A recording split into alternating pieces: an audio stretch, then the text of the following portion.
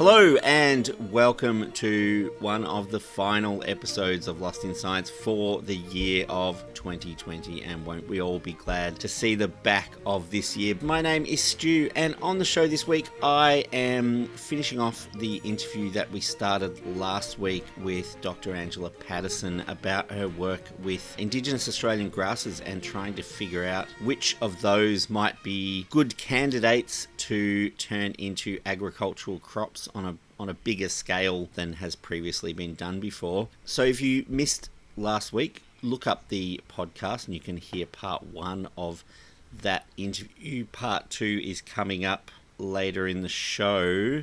Claire, what have you got for us this week? Well, Stu, I have a interview this week as well. I was lucky enough to chat to Adele Pentland, who is a PhD student and paleontologist. She has discovered only the third species of pterosaur. Well, she's named and as a group discovered the third species of Australian pterosaur ever found. And so she lives in a remote location up in Winton. For all dinosaur and fossil freaks out there, you would know Winton well. There's a lot of fossils out there, and there's an incredible museum called the Age of Dinosaurs Museum. And she lives out there and does her work and her research. So she's going to be talking to us all about first of all, what pterosaurs are, and then also why they're so difficult to find as fossils, and some of the stories that she's got from the field as well. So that's a great chat with Adele coming up the show. Sounds great. Thanks, Claire. Australian dinosaurs, Australian food, all coming up on the show. Please stay tuned.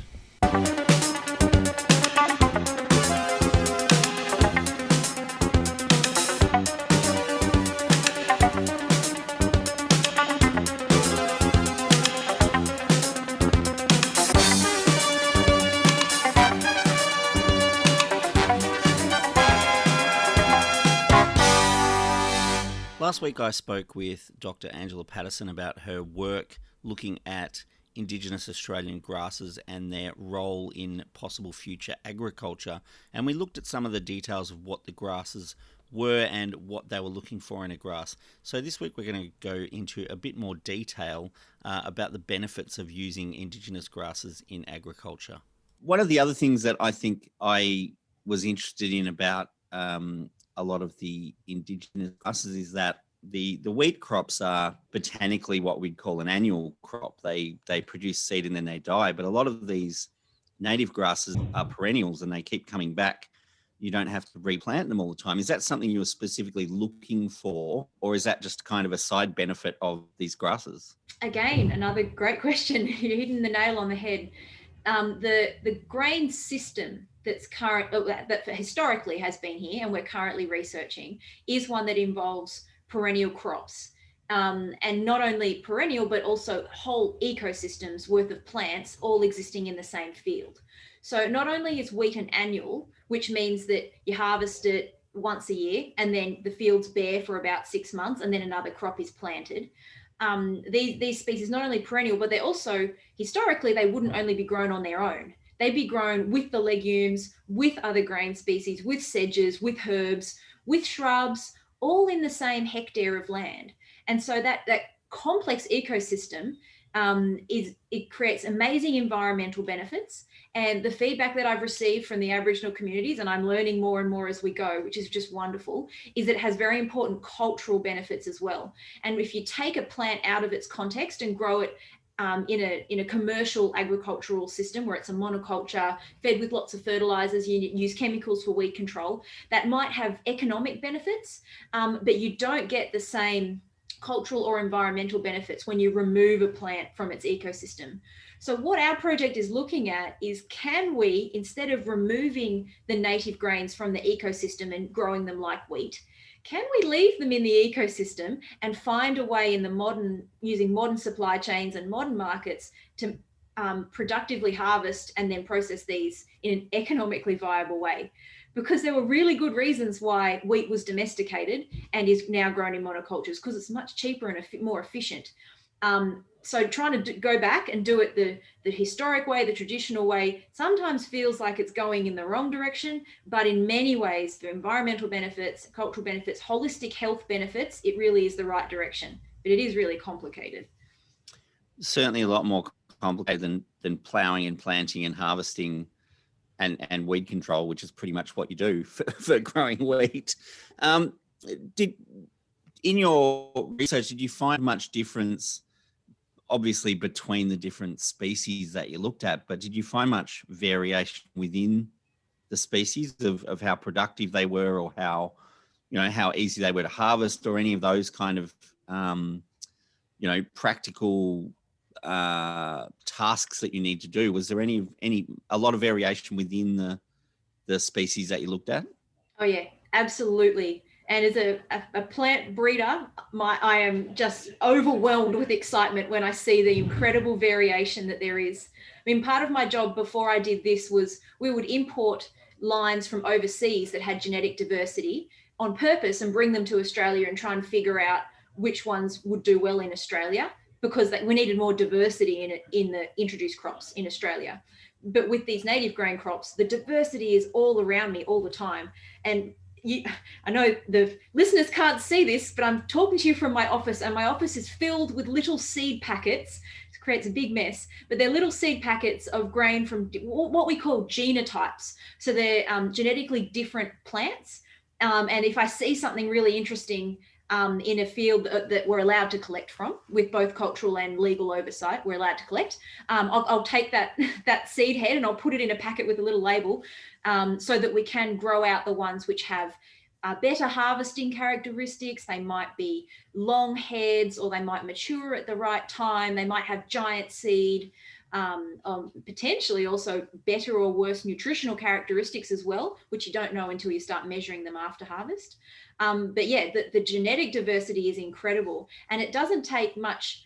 Anyone, you don't have to take much training before you can look across a field and go, that plant has interesting characteristics, that one has interesting characteristics. We should look more into the genetic diversity of Australian native plants. And then I guess from a breeding point of view, then you could start combining the beneficial characteristics together and produce even better plants. Yeah, it's kind of like breeding plants is not really any different to breeding animals or whatever. And most people know the story of a Labradoodle. You want to get the nice, gentle nature of a Labrador crossed with the intelligence of a poodle to get a Labradoodle. And hopefully most of the offspring will be both intelligent but also gentle and lovable. But yeah, obviously in that mix you get some that are a bit narky like a poodle and a bit dumb like a Labrador. So part of plant breeding is you cross two plants and then you just select from the offspring.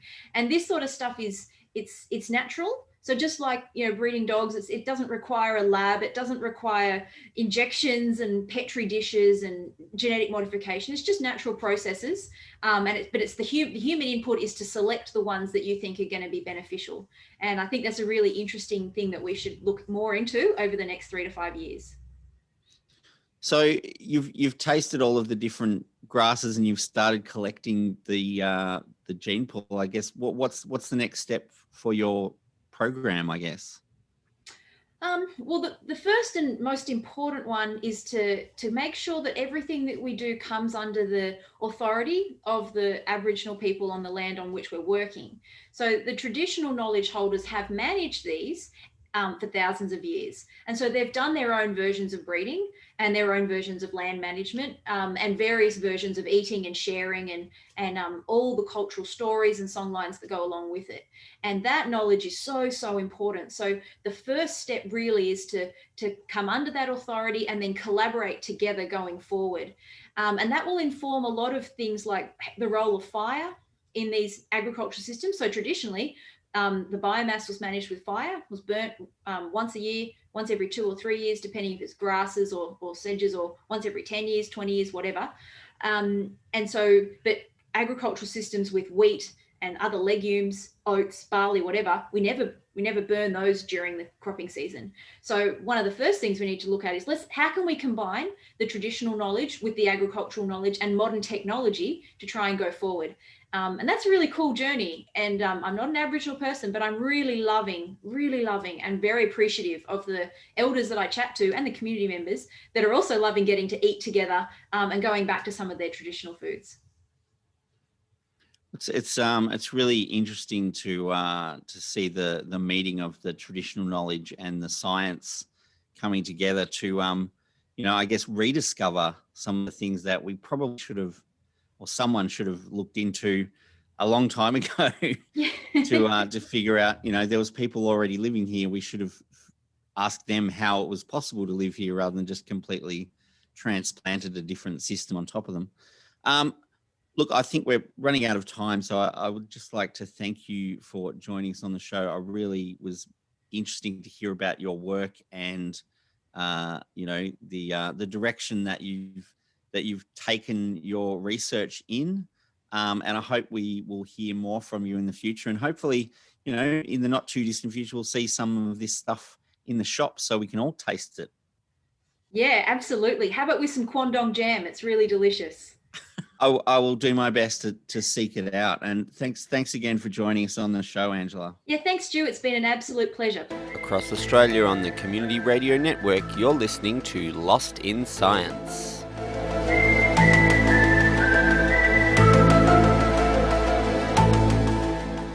So our guest today is currently undertaking what I think could be one of the coolest PhDs I've ever heard.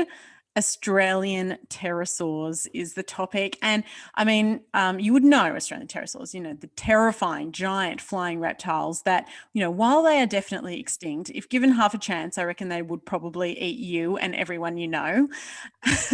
But lucky research associate from the Australian Age of Dinosaurs Natural History Museum and PhD candidate from Swinburne University, Adele Pentland, is here to talk all about what makes pterosaurs so fascinating and why finding fossilized remains of them is so rare. Welcome to Lost in Science, Adele. Thank you so much for having me. Now, Adele, first question. What is a pterosaur and how is it different from a pterodactyl, which of course that's what I remember from, being a very, dinosaur enthusiastic child? Yeah, so pterosaurs aren't dinosaurs. That's one of the first major misconceptions. They are related in the bigger group archosaurs, which includes dinosaurs, pterosaurs, and crocodiles. But they're different from dinosaurs in that, well, their wing is made up of their fourth finger that's just stretched out, and it's got this massive membrane of skin, and that's how they fly around. And there are a couple other differences in terms of the position and orientation of their shoulder girdle and their pelvis and their ankle bone, but of course the wing is the main event. Pterosaurs are different from pterodactyls. A pterodactyl is actually a genus of pterosaur. It's one of the first pterosaurs that was named way back in the early 1800s. It was Pterodactylus antiquus, and for whatever reason, I blame toy manufacturers mainly, the name has sort of stuck. So we think of the entire group as pterodactyls when the proper term is actually pterosaurs. Right. Okay. It'd be like calling all dinosaurs Tyrannosaurus. Oh, that is so wrong. I'm so glad you cleared that up. Thank you, Adele. That is excellent. Right. So it's quite interesting thinking about pterosaurs and that wings, like they seem more structurally like a bat than they do, like with that sort of membrane than they do a bird. Yeah, interestingly, pterosaurs are the first vertebrates that developed powered flight, and they did it millions of years before birds did, and of course bats came along a lot later. And yeah, you're kind of right, their wing is a bit more like a bat, but the difference with a bat is that they have 5 digits in their hand, like we do. Whereas pterosaurs, they don't have 5 digits, they've just got the 4. And then pterosaurs actually have 3 really small fingers at the front of their wing, and then the main part of the wing proper is the fourth digit. Whereas if you look at a bat, their digits are actually spread out and support that wing in different parts. So aerodynamically, they're not too different to a bird in a way, in that you've got that leading edge of the wing, which is really strong and rigid, which is really important structurally. And then the rest of it can sort of not flutter in the breeze, but it's got that more give to it, if that makes sense. Right. And, what to you makes pterosaurs so interesting to research? Well, specifically when we get into Australian pterosaurs, it's just that we don't really know that much about them. Like, it's Wild West. The first pterosaur fossils were described in the early 1800s, but in Australia, the first pterosaurs were described in 1980. Whoa. We have so much catching up to do. I know, it's crazy. And there are only 3 species of pterosaur known from Australia at the moment. The first was named in 2007 after a lot of back and forth. I've heard anecdotally that the editors originally lost the first manuscript. And this was back in the day before, we could sync things with our, cloud libraries and whatever. So I think they basically had to rewrite the whole thing again. Whoa. Which is crazy. That is, and then must have been a very disappointing day for them. I mean, I can only imagine a setback like that would just be, the biggest punch in the gut you can imagine. Yeah. For, a paleontologist. And then, the second pterosaur species was named in 2011. And then I had the honor of naming the third last year with my colleagues. Let's talk about that then. That sounds very cool. So tell us about that discovery. How was it made? Yeah, so the bones were found back in April in 2017 by a local grazier, local farmer in the Winton area. His name's Bob Elliott. Right. So that's local to Queensland? Yeah, local to the Winton, Queensland area. So Bob was spraying for burr, and he came across these bones, and he found part of a jaw with a partial tooth as well, and some limb bones. And the crazy thing is, Bob's parents, David and Judy Elliott, they actually founded Australian Age of Dinosaurs. So he's been around dinosaur bones and other fossils for years and years. So it was perfect. He knew exactly what to do. Now you have to tell us a little bit about what he found. What was the species? What was the pterosaur? What's its name? So in the initial phase, he found, as I mentioned, part of a skull, including the jaw, teeth, bits of limb bones. In one fell swoop, he had found the most complete pterosaur in all of Australia. All of the other pterosaur finds before this were just a bone or a scrap of bone somewhere. And there had only been less than 20 fossils found before this. So already off the bat, it was an incredible find. And based on what he'd found, they were able to work out that it was a type of pterosaur called an ornithocheirid, which are from the Cretaceous. Makes sense. The dinosaurs in the area as well are Cretaceous in age. And yeah, I was putting together a research application to do some plant and insect stuff with the museum. And I got offered the chance to work on the pterosaur and, learn a little bit more about it. And it was through that work that we sort of worked out it was a new species and a new genus as well. Wow, a new species and a new genus. Yeah, so it's pretty similar to pterosaurs like Anghanguera. If anyone's seen Walking with Dinosaurs, it was featured in that. And other pterosaurs like Ornithocheiris from England as well. So they've got this big prominent bulge on the end of their snout. It's actually made up primarily of bone. It's called crest. And although not all the pterosaurs in that group have it, it's pretty diagnostic. And how did you name it, and what did you name it? At Australian Age of Dinosaurs, we tend to give every single new species a scientific name and a nickname. The Ah. pterosaur that I'm working on actually got its nickname first. So during the process of working on this pterosaur, the former mayor of the Winton Shire, Butch Lenton, he passed away, and we knew straight away that we wanted to nickname it for him. So since his last name is Lenton, I also thought that the species should be related to that. So it was going to be something Lentoni. But I really wanted the name to be something easy for anyone to say and for kids to say. And after thinking about it for a long time, I came up with Ferro Draco. The bones are preserved in ironstone, so they have, this rusty look about them that actually impregnates the bone and keeps it nice and solid. These bones would have been hollow when this animal was alive. So the fact that they're now filled with this sturdy ironstone is one of the reasons why Bob was able to find them at the surface. Before that, they'd been kicked around by sheep and out in the elements for years and years. And so I put it together, and it was Lenton's Iron Dragon, Ferro Draco Lentoni. And I've been told after that that's actually a boss from the game Minecraft, but I've never played that. I'm a little bit too old for Minecraft. Well, it does sound like you'll be appealing to the kids on a number of different levels then. So nice one, Adele.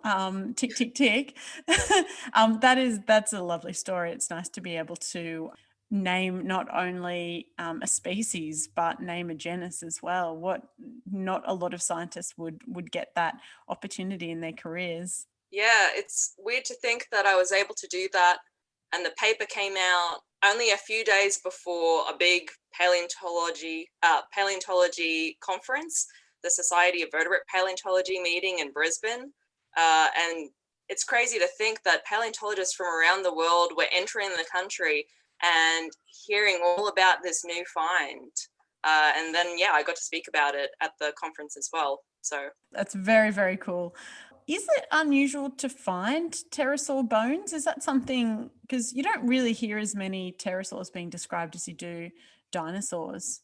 Yeah, they are a lot rarer than dinosaurs because their bones are hollow, and the outer edge of the bone, in most species of pterosaur, that's only 1 millimeter thick. Wow. So not only are they hollow, they're pretty fragile. So when you think about it, when these animals were alive, they stood a greater chance of getting bumped and knocked and flattened and squished compared to the dinosaurs as well. So it's not that there were more dinosaurs than there were pterosaurs.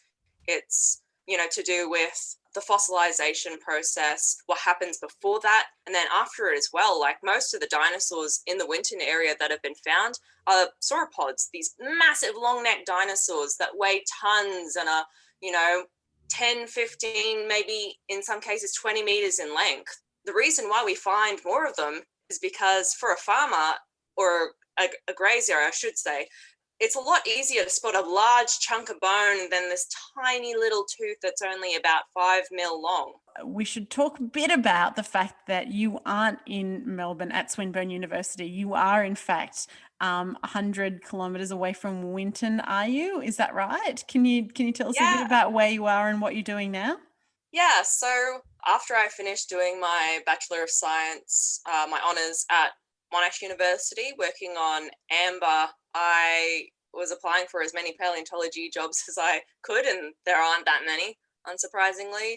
And so I moved up here to Winton to actually work as a tour guide at the museum for a year, and it was on one of the digs that I met my partner.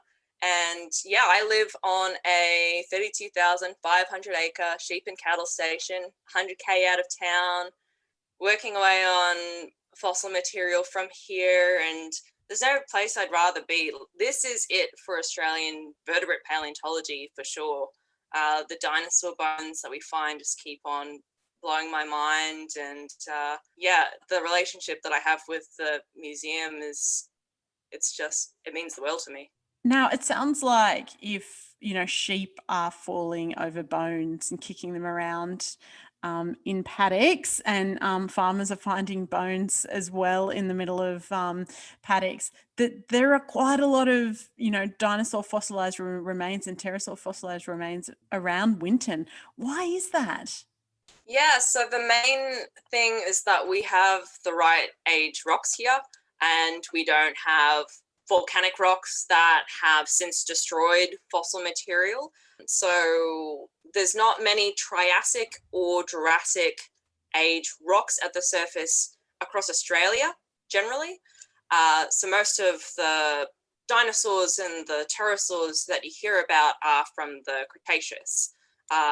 Down in Victoria, there's Cretaceous rocks on the Otways coast, but it's only a very thin sliver, and then you've got to contend with the tides and bad weather and all that kind of stuff. Whereas here in the Winton area, and even more broadly in, say, neighbouring Hughenden, Richmond, Ilfracombe, Isisford, Longreach, you're sitting on dinosaur deposits, or you're in even older rocks that were left behind this massive inland sea, the Eromanga Sea. So if you head towards more Richmond way, then you're discovering not dinosaurs as often, although they can still turn up, but more often these massive sea monsters, things like Kronosaurus queenslandicus, which is a big mosasaur, I believe. And then you find, elasmosaurs, just crazy big teeth, fish-eating monsters of the deep. Well, you've painted a picture there of a terrifying Australia many years ago. And for everybody listening at home, I do have to mention that Adele's got the most excellent purple pterosaur earrings on at the moment. Well done. They definitely win earring of the year, Adele. Now, for everyone who is looking to maybe find out more about Australian pterosaurs and the work that you do and the work that the museum does, where can they find that out? Yeah, so Australian Age of Dinosaurs has a really great comprehensive website. We link to all of the research that's available, and the museum really invests in making sure that the scientific papers are publicly available. So even if you don't want to read through the jargon, you can at least see photographs of these amazing fossils if you can't make it up to Winton to see them in person yourself. And then another great way to support the museum is to become a member. And doing that, you always get a copy of the latest copy of the journal. So the most recent copy, it has a glimpse of Ferrodraco on the front cover, and it's got a big 10-page article written by me about the initial discovery up until publication, and then what the press was like afterwards, because they just went nuts for it. So yeah, if you want to sort of figure out how does you go from going tour guide job to becoming a researcher with a museum like Age of Dinosaurs, you might get some useful tips out of that. Well, Adele Pentland, it has been such a pleasure to talk to you all about pterosaurs. I feel so much smarter now, and I'm definitely going to try to find some of those excellent pterosaur earrings as well, just in time for Christmas. Thank you so much for sharing your story and the story of how you named Ferrodraco lentoni with us today, and I do hope that you can come back on Lost in Science sometime in the future and talk to us more about the research that you do. Thank you so much for having me, and I look forward to chewing your ear off about all things dinosaur and pterosaur related as well.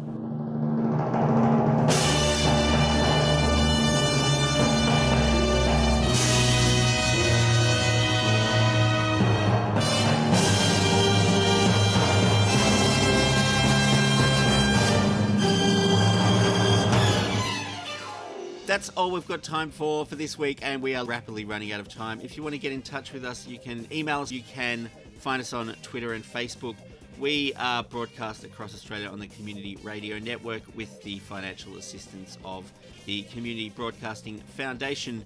And if you would like to tune in next week, Chris, Stu and Claire will get Locked in Science!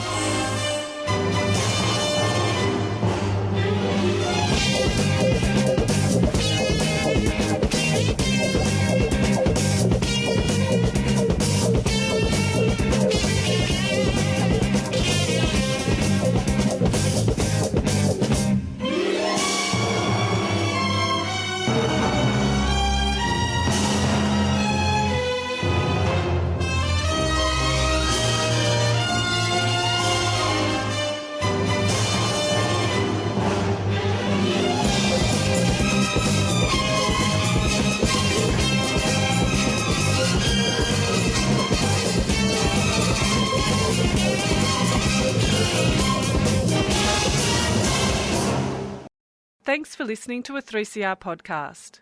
3CR is an independent community radio station based in Melbourne, Australia. We need your financial support to keep going. Go to www.3cr.org.au for more information and to donate online.